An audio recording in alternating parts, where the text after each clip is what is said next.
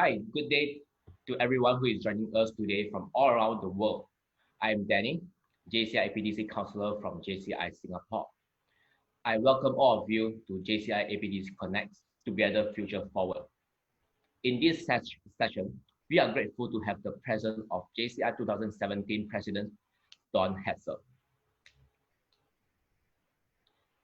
Good day to you, Madam President. We are very honored to have you with us here today. Well, good day, Danny. Thank you so much for having me. Okay, so before we start the session, Madam President, how are you currently at your home country? I hope everything is getting better at your side. Yes, so I am in the USA, and as you know, we have a very high rate of infection of the COVID, and have remained in lockdown for quite a long time. Just this past week, we have started to open up in my home state of Michigan. And have started the restaurants have actually just opened this week with limited capacity, of course, and especially with it turning now into summer and the weather getting nicer, it's good to start to see everybody out, and things are definitely looking hopeful on the horizon as we start to get back out and start to feel a little bit more normal, I guess. It's very good to hear that you are coping so well with the pandemic. Okay, let's kickstart today's session. Madam President, could you share with us your JCI journey with us, and how and when did you join JCI and should later on become a JCI president in the year 2017? Sure. So my JCI journey actually started in the year, well, really in the year 2000. When I graduated from university with my undergraduate degree. And it was my first boss that I had, my first job. He recommended JCI to me as a networking opportunity. I was in insurance and investment sales at the time, and he recommended that I join this type of a group to build my network and to build my business. It was actually then in 2001 when I went to my first JCI meeting. But it wasn't for another year before I actually joined JCI. And when I went into my first meeting, I realized that this organization was so much more than just networking. And lots of people join JCI for networking, and lots of people join JCI to build their businesses, and that's perfectly okay. But I felt like for me, I realized there was so much more, so many more opportunities available, and I wanted to join for those reasons, not just for the reason of personal gain, I guess, of personal financial gain. And so it was actually a year later when I came back and I said, okay, now I'm ready to join, and I want to be a part of this organization because I want to grow more connected to my community. I want to be more involved in my community and to meet other young people like myself who want to make their community better. I was living in Indianapolis, Indiana at the time, and so that is my home chapter, Indianapolis, Indiana. I joined in 2002. The next year was my first year on the board in 2003. In 2005, I then served as local president. At the time, my chapter had about 120 members, and so we were the largest chapter in the state of Indiana at the time. From there, I continued my journey and served on the state level in the United States. We have local organizations, and then we have state organizations before you get to the national organization. And many of our state organizations are a similar size, both geographically as well as also membership-wise, number of chapters, as a lot of our national organizations around the world. And so in 2008, I actually served as state president for JCI Indiana. And at that time, JCI Indiana had about 23 chapters and around 750 members. From that point on, I started serving my national organization, and I served in various capacities from 2009 through 2012. I served as General Legal Counsel for JCI USA. I served as a National Vice President for JCI USA, and a couple of other um, roles as well. My last year on the national board was as a National Vice President. And a national vice president position, again, in the United States, functions very similarly to a JCI vice president position. And so I was assigned to several different states, the same way that a JCI vice president is assigned to several different countries. And I worked with those state presidents, visited some state conventions that, again, are similar to a national convention, visited some projects, did some trainings, and that sort of thing, and served as a member of the executive committee of my national organization. At World Congress in 2012, we were in Taipei, actually. And that was actually my very first trip to Asia. I've been many times since then, but that World Congress in Taipei, Taiwan was my very first trip to Asia. I was appointed to serve as General Legal Counsel for JCI in 2013, serving under President Chiara Milani. And so that began my journey then on the international organization.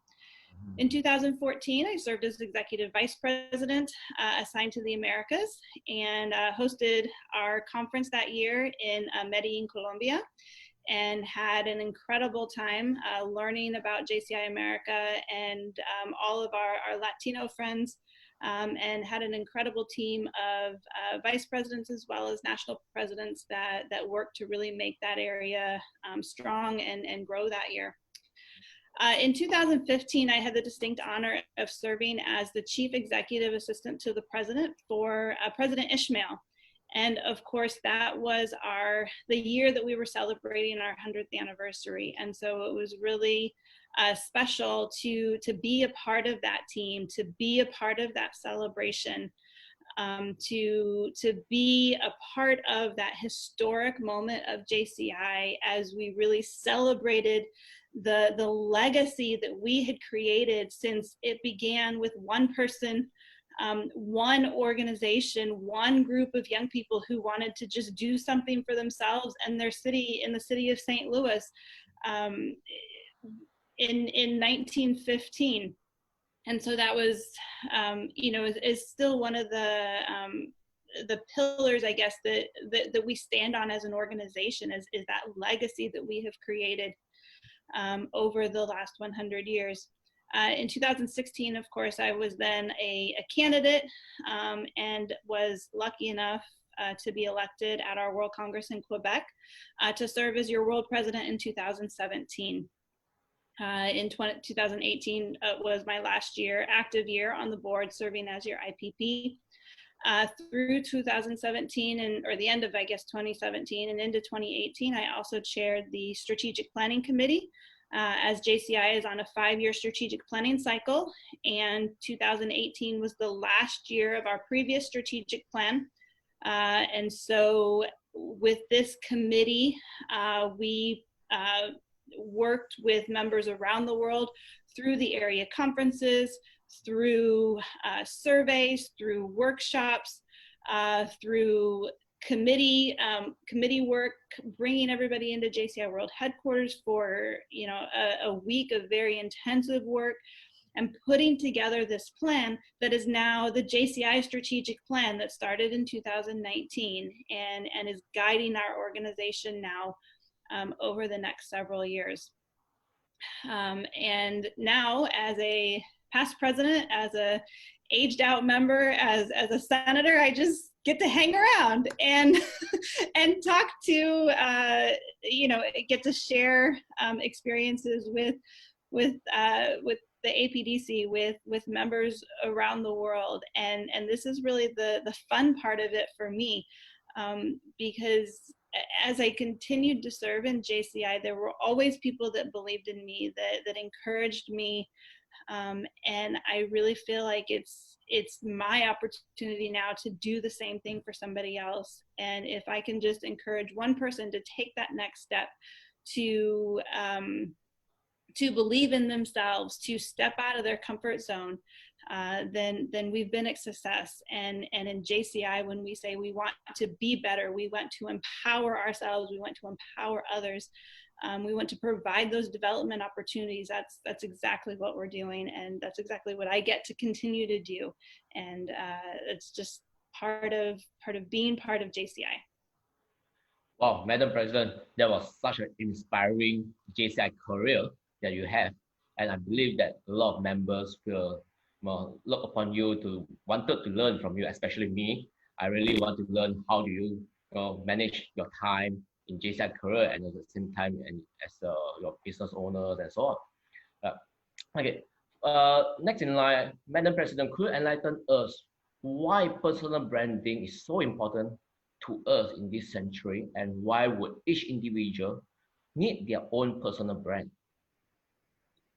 Well, personal branding is about who you are as a person. It's about your reputation, how you interact with others, how you form relationships, how you conduct business. And in this day and age of social media and everything being, so many things being so public, it's really important that you have that authenticity and that brand, and stay true to who you are, so that when you are in situations that you have a reputation of being trustworthy, of being honest, of being fair, of being an upstanding citizen, of being, somebody that wants to make the world around them a better place. And so knowing who you are, and then understanding that and developing that personal brand is just part of your own identity. And as humans, we all struggle, I think, at different points in our lives of who really am I, what am I doing, am I making a difference, is it important, does it matter what I'm doing or how I'm doing it? And so really looking at that and identifying that is again part of that personal brand, part of your reputation, your signature. So, about this personal brand signature, so do you have any advice to us? How do we, any strategies, how do we build our personal brand? Right. Uh, just I mentioned about social media. So, do you think that we have to be on up to date on what is the latest trend of social media? For instance, right now people are crazy using TikTok. So do you believe that everybody should be up to date on the social media platform to build their own personal brand? Sure. Well, I think when you start to think about social media, you need to think about who your audience is. Who are you trying to reach? And because different platforms of social media have different audiences, have different age demographics, have different geographical demographics, that enter into those types of conversations. And so it can be really overwhelming when you start to think about Facebook and Twitter and Instagram and TikTok and I don't know, whatever. I mean, there's just Wow. tons of them, right? Like Yeah. it starts to get really overwhelming of like, oh my gosh, how do I even keep up on all of this? And if I'm connecting my Instagram to my Facebook, for example, and I'm posting the same thing on both sites, does it really matter?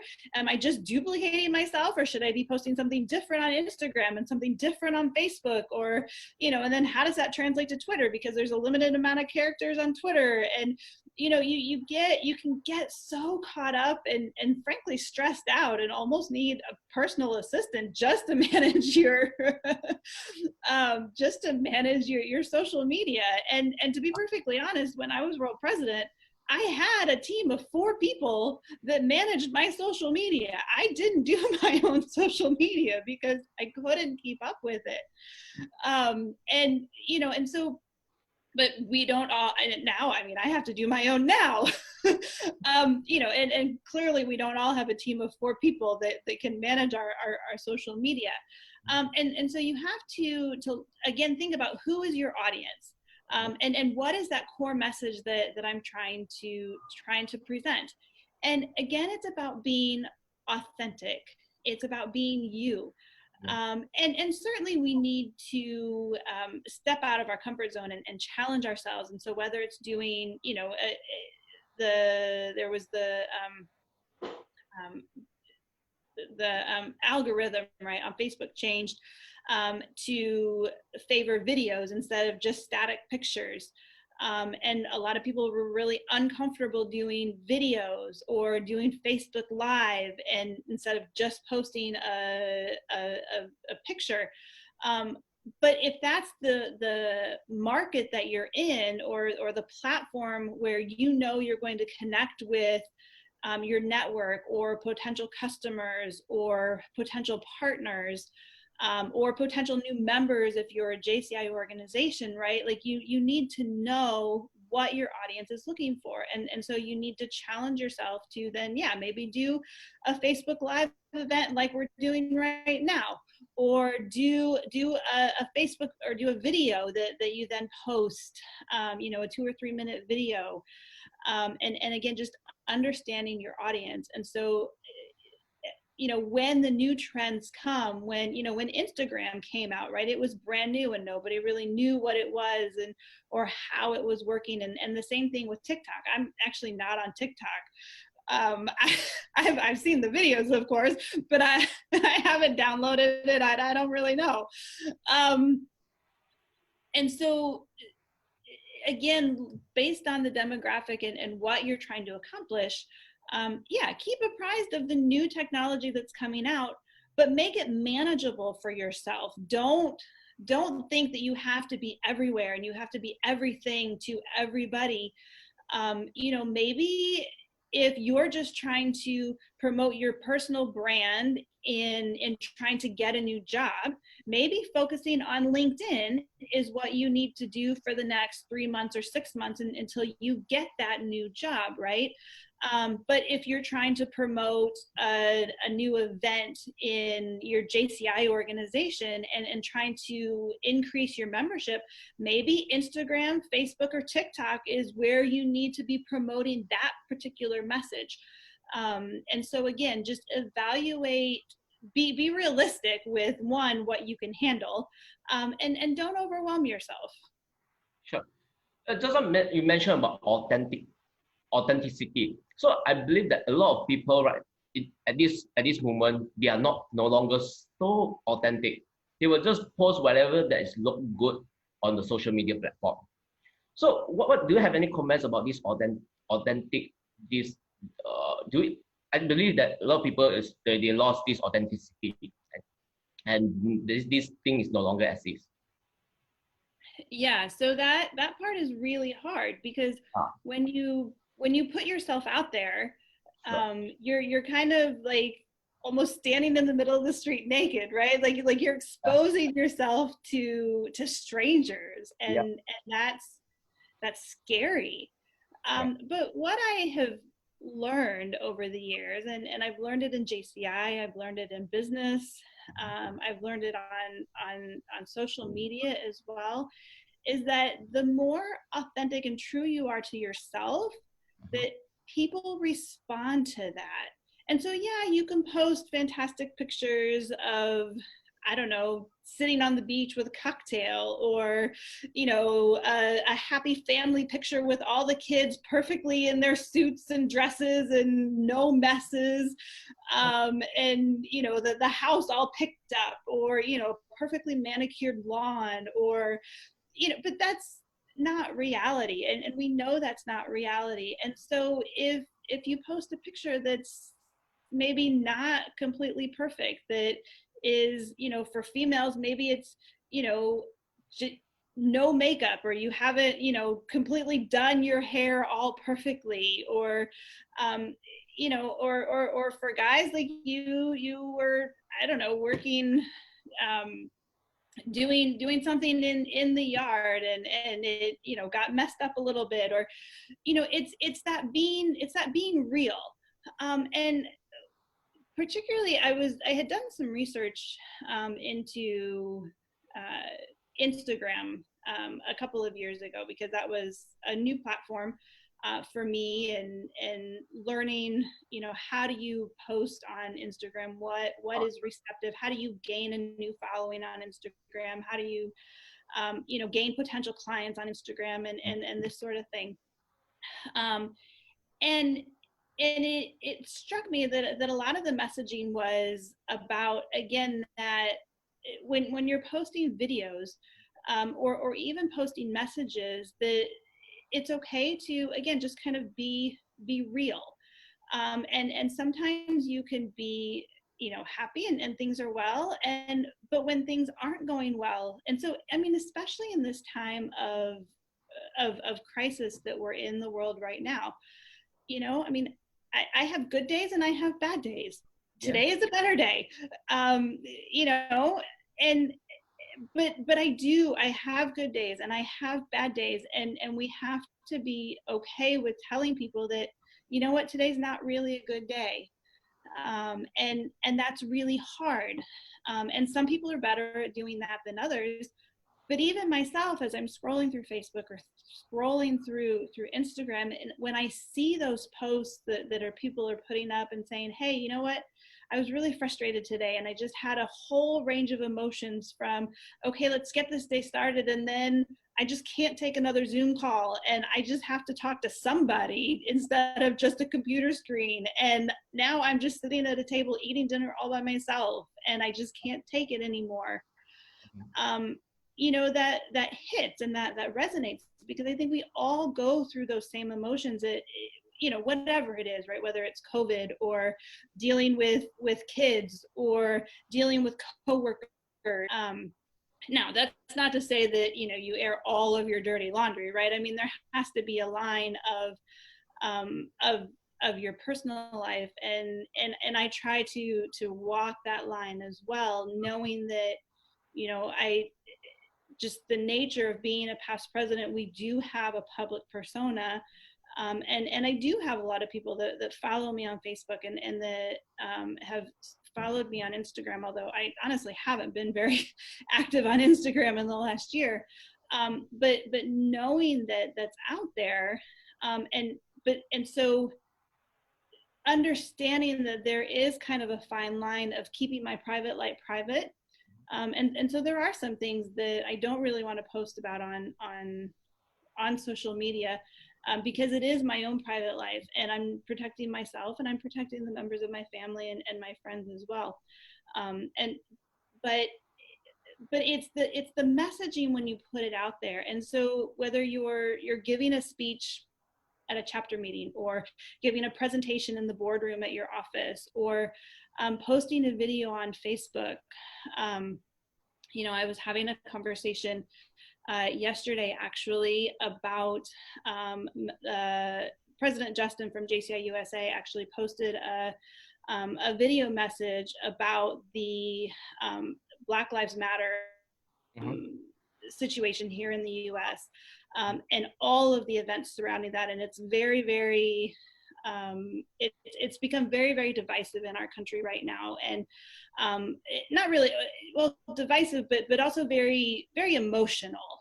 And it's totally, there's people on both sides, and that have a lot of really raw emotions, and just want to express themselves. And President Justin posted this video, and as I was having this conversation, the gentleman we were talking to just said, I really liked it, because you were really authentic, and you could feel the emotion coming through. And so it's not about saying the right words. It's not about saying, having the perfect message or even the perfect presentation, but it's about whether or not you're real. And if people see that authenticity, then they'll connect with you, even if it's not the completely polished, you know, version of, you know, the you know, best motivational speaker standing on stage with the screens and the backdrops and, you know, the $1 million setup, right? Like, you don't need all, speak from your heart. People will feel that, and that's really what I'm talking about, being authentic. I see. Sure. Yeah, the very, very good sharing about this authentic word. Okay.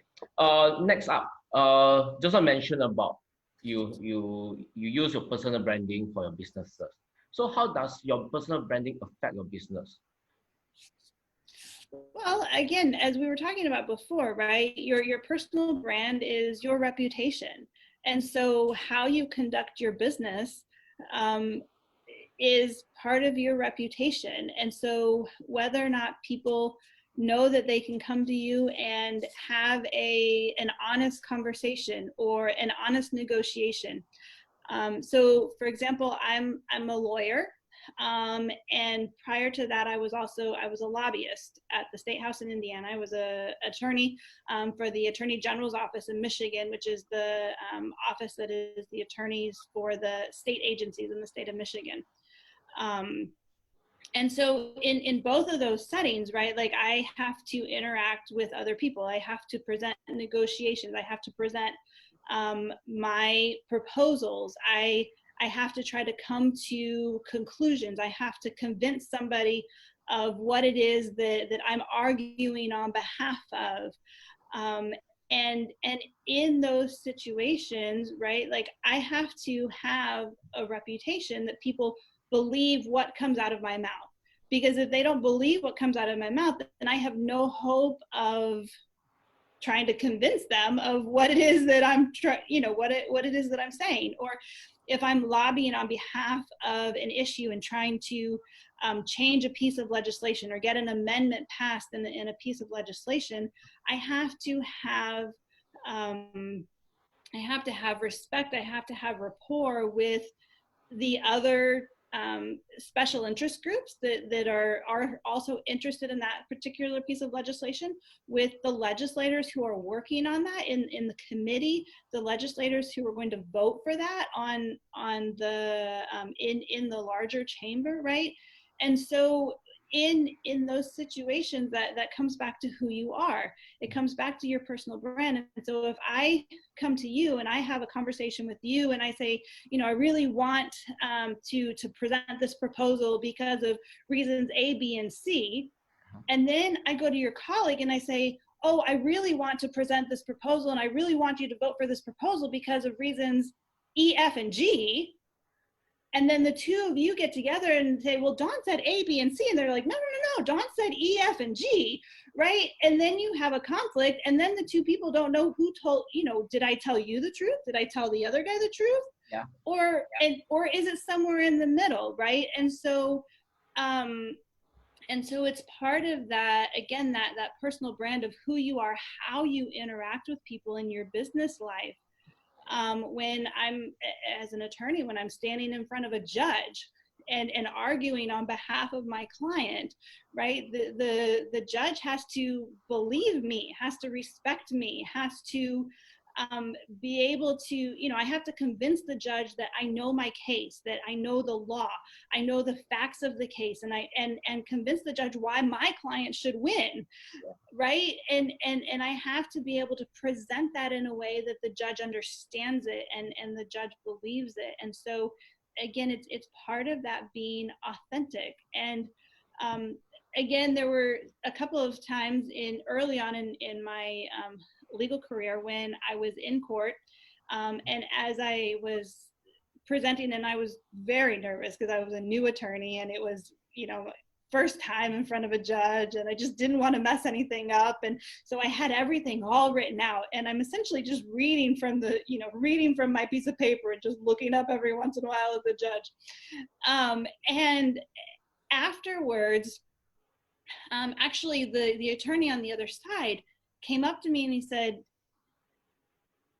you know what you're talking about. You don't need that piece of paper in front of you. And your presentation will be so much stronger if you just trust what's in your head, trust what's in your heart, and the words will come. And so, right? And so it's not about being perfect. And it's a hard lesson for all of us to learn because we don't want to make mistakes and we want to make sure we get it right the first time. But it's not about being perfect. It's about being you and presenting the message in a way that is authentic to you, and people will respond to that. And so whether it's in your personal life or your business life, it's the same way, because in that business world you have to have those connections too. We don't operate our businesses in a silo, right? Like we have to have clients, we have to have customers, we have to have partners, we have to have suppliers, we have colleagues, we have transactions that we go through. And so we have to have that reputation with other people.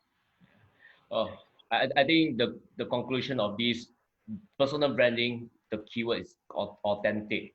So I believe that every one of us must be authentic when we are building our own personal branding, right, Madam Yes, President? absolutely. Yeah. All right. Next, I would like to seek for your advice or any strategy. Can those people introvert like me? I'm introvert to have their own personal brand. Yeah, so I, believe it or not, am an introvert as well.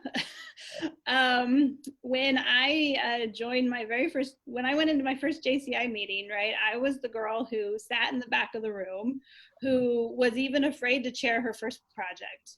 And in fact, when they came up and asked me, hey, do you want to chair this? I was like, no, I can't do that. Like I have to talk in front of people? No, I can't. And so it's not an easy journey. It's a hard journey. It's a long journey.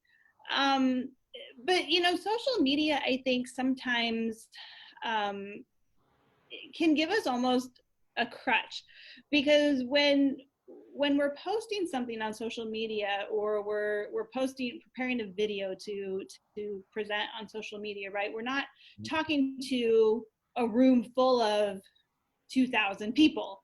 Yeah. Even though 2,000 people might see the video after we post it on Facebook, but we're talking to the video, or we're talking to our friend that's helping us make the video. And so that's a way that we can kind of test the waters, a little bit, or put a message out there, put something out there that says, hey, this is who I am, this is what I'm trying to do. And gauge the response that comes back. And sure, sometimes the response is going to be negative, sometimes the response is going to be positive.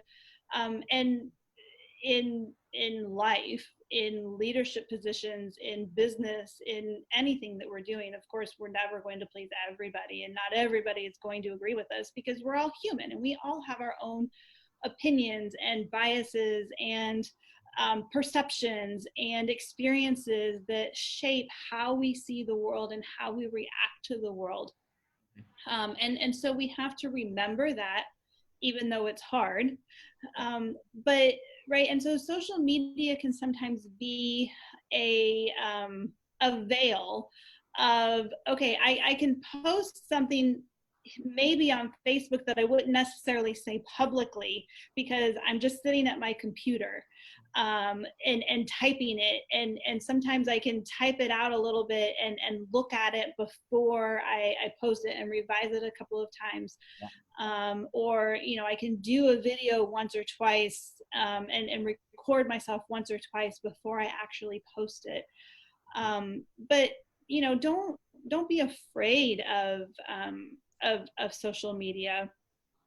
But also, especially for introverts, like I mentioned previously when we were talking about social media, that it's okay to have a line where, where is your public life and where is your personal life. And it's okay to keep your personal life personal. And so if you don't really want to post a lot of things about the fact that your sister had a new baby, or that you had a new baby, or that your dad's in the hospital, or that your grandma died last week, or whatever it is, right? Um, or a business deal that's coming down the pipes, or um, whatever it is, it's okay. You have to know where that line is of what's okay to put public and what's okay to keep private. And you can certainly have a circle of friends that, I mean, don't lock yourself into a hole. I'm not suggesting that anybody needs to be a hermit and not share anything ever. But it's okay to create that line. And I try to do that as well, to keep some things private, because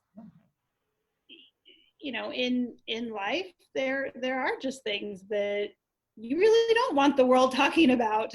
And that's okay too. Yeah. I think most of us here also we do have that line, like but certain things can be shared to public and certain things is kept to be private. I think everyone here we do have that.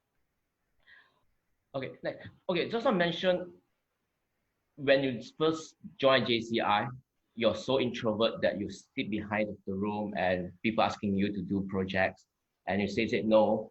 Uh, what was the first step that you took and lead you all the way to become a JCI president in year 2017? I'm very curious on this.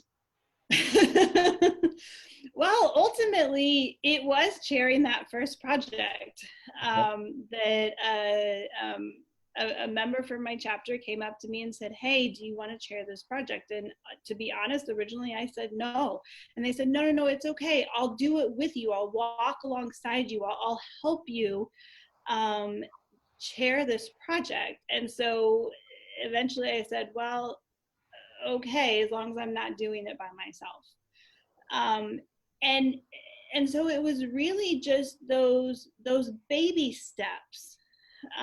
It clearly was not one step from my first day in the JCI meeting to JCI president 15 years later, right? It was baby steps all along the way. And our mission statement that we talk about, to provide development opportunities that empower young people to create positive change. It was those development opportunities all along the way. And so many times in JCI, we actually forget about, we say that, right? It's a buzzword, development opportunities that, empower people. But we don't consciously stop to think about what were those development opportunities that I had, that I actually went through when I was it chairing my first project? Like, what did I actually learn from that? It wasn't just a project to do a project, but what did I actually learn from that? What about the next project? What about the first project that was my own idea that I brought to the board all by myself and said, "Hey, let's do this brand new idea and I want to help organize it." And the board voted and approved it, and then you went and you ran with it and you saw it through to completion. Like, what were those learning opportunities, those development opportunities that you as an individual went through? And to be perfectly honest, I didn't consciously think about those, especially in my early years of JCI. As you're just going from one thing to the next and saying, okay, it's time to do this, and yeah, let's go to the next project, and let's take the next step on the board. And okay, I was a local officer, I was local president, so now it's time to serve on the state level, and now it's time to serve on the national level, and just one after the other, right? You just get caught up in this cycle. But it's those learning opportunities along the way. And it was also, again, I think I mentioned previously, it was the people that believed in me when I didn't believe in myself. And so this fellow member, who came up to me and said, "Hey, I want you to chair this project." right? He believed in me. He said, I'll walk with you. Even when I said no, he said, no, it's okay. Like, we can do this together. I'll help you. I'll walk along with you, right? Like, he believed in me enough to invest time in me. And again, we do those things sometimes unconsciously, not realizing the impact. And it's not necessarily an immediate impact either, right? Like, at the end of that project, frankly, the project kind of failed, due to a number of reasons. I mean, there was some weather related issues and some financial issues in the community that happened, right? That and so actually my first project kind of failed. And so at the end of that, I didn't feel, oh, I'm completely empowered. Now I can do whatever I want as a project chairperson. No, but it's again, it's those little steps, it's those baby steps. And so moving to, again, when I served as local president, right, like that was my first time in a president position within JCI, in a significant leadership position, and I was uncertain going into it. I wasn't sure that I was ready to serve as local president, and I mean, nobody really knows how to do their job until the end of the year. That's part of the beauty of 1 year to lead within our organization, right? But when we but when I went into it, I gained a lot of confidence in learning how to manage a team, in learning how to speak publicly, in learning how to make decisions, in learning how to delegate. I actually started law school the year that I was local president. I do not recommend that for anybody. It's a very bad idea, by the way. But so I had to really learn how to delegate when I was dealing with my first semester of law school, and also still trying to manage my chapter. And so when you reflect back on all of these positions, I think that my year as local president is the year that I worked the most, I guess. That I was, as local president, of course, you are involved in every project, in every decision, in everything that's going on in your chapter, in your community. And so I feel like I physically worked the most the year that I was local president. When I was state president, again, I'll kind of relay that to being similar to a national president because of the size of, the organization. When I was state president, I probably learned the most about the organization when I was state president, because as a state president, similar to being a national president, I was a member of the board of directors, or kind of the voting body of the national organization. And so just like a national president sits in that general assembly, you go to your conference assembly at your area conference, and then you go to the general assembly during World Congress, and you represent your national organization in the larger body. Same thing as a state president, right? Like, I was then a member of the larger body with all the other state presidents that I was serving with, and then the national officers that formed what we called the board of directors for JCI USA. And so you start to learn about then the larger organization and how other entities work, and how you interact, and how you start to fit into how your piece of the puzzle fits into the larger puzzle. And so again, it's going back and looking at all of those steps that as I continued to challenge myself, I guess, and sometimes, again, only with the encouragement of somebody else, I kind of begrudgingly took that next step and said, all right, I don't really think that I'm ready, but You do. So at this point, I'm going to trust you and trust your judgment. And I am going to step into that next role. Is how we eventually got to that point. And even going into my year as world president, I wanted to continue serving the organization, and I wanted to continue giving back and encouraging members and offering those development opportunities, and helping our members see those development opportunities, and those opportunities for growth, and personal development. And so even going into my year as world president, I didn't know how it was going to turn out. I didn't know if people were going to like me, if I was going to be a good world president, or if my year was going to be successful or a complete failure. And there were a lot of times along the way when I'm like, I'm really not sure how this year is going. It's kind of going up, but it's kind of going down, and there's highs and lows, just like in every position that we serve in this organization. There's highs and there's lows. And it's recognizing and understanding those learning opportunities along the way. I believe that beside all the baby steps, one person should be authentic, and also at the same time along the way to build your personal brand in order for you to succeed for so many years in JCI. Right? I believe if you're not authentic enough, I guess sooner or later your surrounding friends, your mentor, mentee, they'll soon leave you, right? And they will not provide you the opportunities to serve and to lead as Yeah, well. sure. Yeah, for sure. Okay, Madam President, I would like to have a word of advice from you.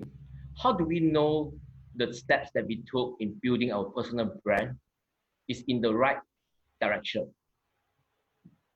Well, sometimes you don't. Right?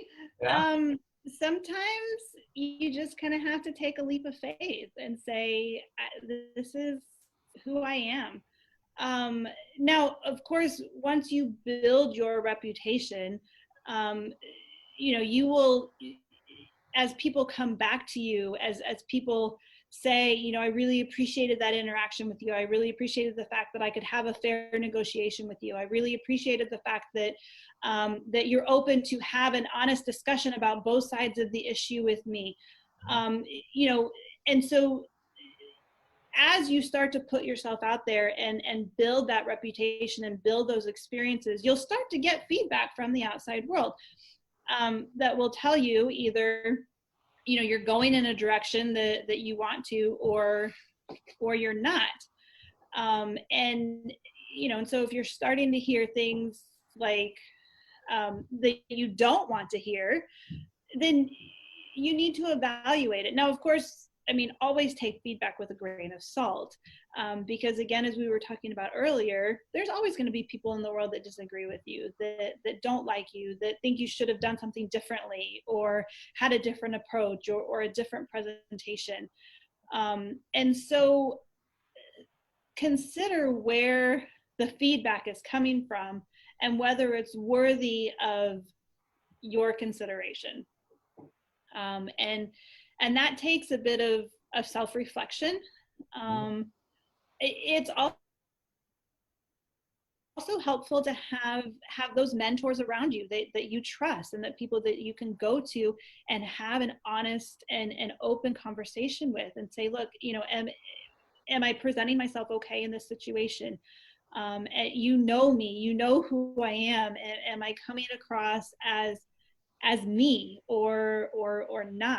How can I, if you want to try to be a better speaker, or improve your public speaking skills or your negotiation skills, being able to, again, have somebody that you trust, that you can take constructive feedback from, and really take it. Again, that self-reflection is something that's so difficult for so many of us. And even, I think this idea of brand and reputation is something that we talk about with our JCI organizations as well. And, some of our chapters have a good reputation in the community, and some of our chapters don't have a good reputation in the community. and we'll come and we'll say, oh, but the community doesn't really care about what we do, or they disregard anything that when we put out a press release, nobody pays attention to it, and they just complain about it, but they don't ever stop to think about why. And so it's that being that kind of reality check of not just how do I think I'm presenting myself, how do I think my chapter is presenting itself in the community, my business is presenting itself, but how is it actually being received? Because no matter what we want to present, the reality from the outside world is their perception, right or wrong. Yeah. Their reality is whatever their perception is. And so in order to change that, we can't just fight and say, no, but you're supposed to think this. You're supposed to think A, you're not supposed to think B. Well, they're not going to do that, right? If you keep doing the same thing as to why they're thinking B instead of A. And so we have to figure out what it is that we're presenting, or what it is that we're proposing or interacting, or how whatever it is that we're doing that's making them think B instead of A, and then say, okay, how do I adjust? How do I realign? How do I still remain authentic to myself, and what it is that I'm trying to do, but how do I meet them in the middle? How do we come to a mutual understanding of what it is that we're trying to accomplish? And so it's being aware of the audience, and how they're perceiving what you're presenting, as well as being aware from your side what it is and how you're presenting it. Yeah, I believe that this is very important, that how we're going to react to what people comment as well, because a lot of times that when we maybe we post something on social media, definitely there will be some negative comments, and yeah, it's I think it's also our own judgmental and perspective how to go and handle them. Right. Okay. Thank you, Madam President. I think we have come to an end for today's session. Okay. Dear members, please give a round of applause to Madam President for her amazing sharing. And please keep streaming for more exciting contents at jciapdc.com. Do remember to follow us at Facebook page as well. Thank you, everyone, and have a great day. Thank you so much. Thank you.